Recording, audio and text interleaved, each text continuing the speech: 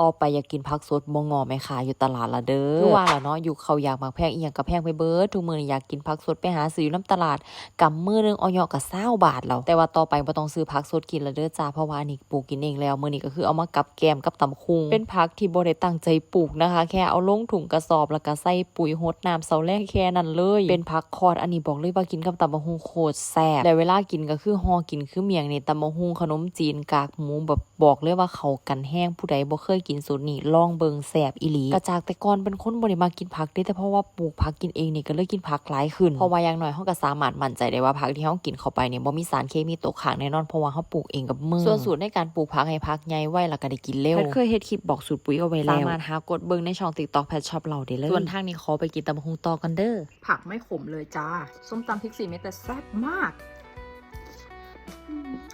นัวขนมจีน1ส้มตำ1แคบหมู1กินเป็นเมี่ยงเลยนะ